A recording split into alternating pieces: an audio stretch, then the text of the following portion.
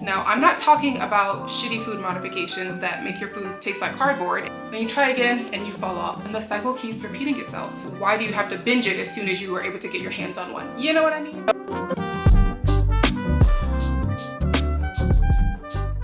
What's up, everybody, and welcome back to my channel. If you're new here, my name is Jenna. I'm a certified personal trainer. I've been lifting over 6 years. If you love fitness, hauls, vlogs, and everything in between, definitely give me a follow because I would love to have you. And if you're here from one of my other platforms, my TikTok, my Instagram, thank you so much for coming over here. I'm so glad you're here. If you clicked on this video, you're probably one of those people who want to lose weight, you want to lose fat, and you have tried many times over the years. You'll be doing good for a few weeks, a few months, you'll be doing good, everything's going fine, then you fall off. Then you try again and you fall off, and the cycle keeps repeating itself. And you're never able to lose weight, or you'll lose the weight and you gain it all back, and it keeps happening over and over and over again. This is why that's happening. You're eating foods you don't like, you're doing workouts that make you miserable, and you hate your life. So of course you're not gonna keep doing that. I'm gonna teach you in this video all the tips you need to be able to sustain your weight loss and not hate your life in the process. So enough of my yapping, let's get into the tips. Tip number 1 is food modifications. Now, I'm not talking about shitty food modifications that make your food taste like cardboard and you know you're never gonna eat this again after you lose the weight. I'm talking about food modifications that actually taste good to your taste buds.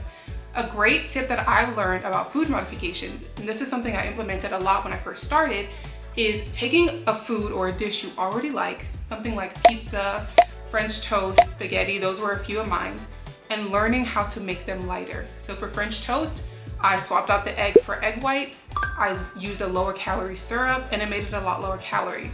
For spaghetti, I used ground turkey instead of ground beef, or chose a leaner ground beef and protein pasta, and I paid attention to the portion sizes. For pizzas, I put the pizza on a pita bread, used a lighter cheese, used lean meats to keep me more full as my topping. So learning food modifications based on dishes that you already like, learning how to make them lighter. Burgers, I switched over from beef to turkey burgers, or I used a leaner cut of ground beef. Those types of things where you're taking the foods you already like, making them lighter, so it doesn't feel like dieting. It just feels like a lighter version of a food you already like. Finding your favorite food modifications is gonna make it so much easier to lose fat. You're gonna enjoy your meals so much more, and it's gonna help you stick to your goals versus starting and falling off constantly.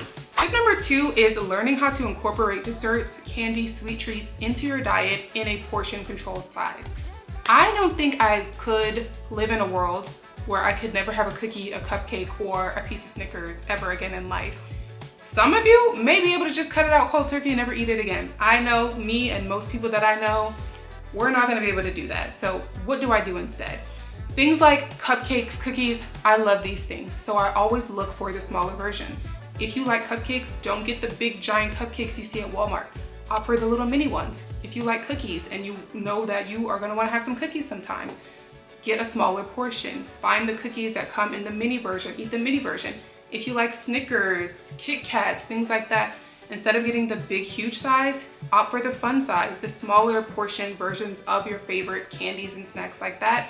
That's gonna make a world of difference when you're trying to incorporate those desserts, because you don't need to have the big, huge version. Just allow yourself to have a little bit and you can still reach your goal. Also, if you know that you can have a little bit of these things and you don't have to restrict them entirely, it's gonna make it a lot less appealing, and it will make it so that you don't feel like you have to binge them when you get them. You know that you can have a fun size Snickers anytime.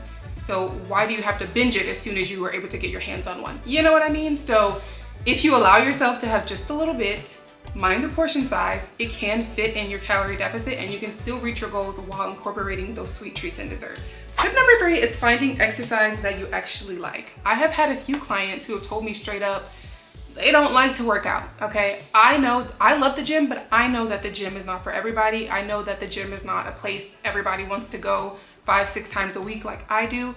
So you have to find exercise that you enjoy. We treat exercise like it's some optional thing. Maybe I'll get to it, maybe I won't, but it should not be that way. Exercise should be as necessary, as normal as brushing your teeth in the morning. And you have to find exercises that you enjoy, that you like, that you're going to be able to sustain. Maybe it's not the gym all the time. That's perfectly okay.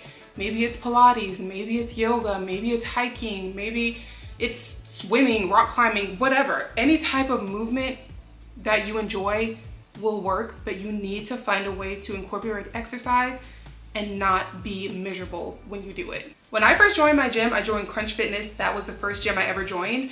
I did every single class they had to offer. I did the yoga classes, I did the spin classes, I did the group HIIT classes. Any class that was on the menu, I tried it because I wanted to experiment with exercise and see what I liked. I also did a lot of YouTube workouts. If you're not comfortable being in public working out, there are thousands of workouts you can do right in your own home. Eventually, I do recommend getting into a gym and being able to be comfortable in that environment, because if you want to build muscle, you're eventually going to need a little bit more weight, and that's available at the gym if the gym is where you want to go. But find some type of exercise that you enjoy, that you're not going to hate, you're not going to feel miserable, something that you get up and you're like, damn, yeah, I'm ready to go, I'm ready to do my workout, something that you can feel excited about, because that way you know you're going to stick to it. Tip number 4 is learning how to manage your triggers. If you're anything like me and you get really stressed out and that just makes you want to eat or want to go get DoorDash or want to binge on something, you have to find other ways to manage your stress and address those triggers that don't involve overeating or getting off track with your fitness goals. So when I do find myself getting really overwhelmed or stressed with work or school or content, anything like that, I'll find other ways to deal with it. I'll text my boyfriend, I'll go for a walk, I'll do something productive, move my body, get my mind off of it, something that doesn't involve eating. Everything in your life does not have to be food-centered, and everything that goes wrong in your life doesn't have to result in you spiraling down, getting off track, and just eating your life away. You can find other ways that are more productive, better for your body, better for your mind than eating and overeating and eating things that are not in line with your goals. So learning how to recognize your triggers and finding other ways to cope with them will really help you stay on track with your goals and be a lot better for your physical and mental health. And tip number 5, it's definitely easier said than done, but it is learning to love yourself just exactly as you are right now. I was a lot heavier at one point in 2018. I was the heaviest that I had ever been in my life. And there were times where I would look at my body and cry. I would be so sad and feel like, how did I let myself get here, and felt so down on myself. But after I was done crying and it was time to go out and it was time to get cute, I still felt cute. I still went out, got clothes that fit me right, put on my makeup, did my hair, and found ways to feel pretty and feel confident even in the size that I was. The body you have right now, this minute, as you're sitting watching this video, is not gonna change like that. Changes in your body take time, weeks, months, years. You have to be patient to see change in your body. In the meantime, you still have to live in this body. You still have to go out. You still have to get pretty. You still have to feel confident. You still have to buy clothes that fit and go out and feel good about yourself while trying to reach your goal. Even if you're not at the goal weight you want to be, even if you're not at a healthy weight right now, that doesn't make you any less of a person. That doesn't make you any less beautiful. None of that. You can still feel beautiful, sexy, confident in the body you're in right now while working towards a healthier goal. So don't be scared to do your makeup, do your hair, go out, get cute, get gym clothes that fit, and feel confident, pretty, beautiful, all of that, even if you're not at your goal yet. Because like I said, the body that you're in right now is the body you have to live in for the time being. So you might as well enjoy it and feel sexy and good and confident while you're in it, while working towards your goal. So that's it, y'all. That is my 5 tips, everything that I would recommend doing to lose the fat and not hate your life in the process. If you like this video, you found this video helpful, you want to see more like it, definitely give me a like, comment, subscribe, and I will see y'all in the next one. Bye.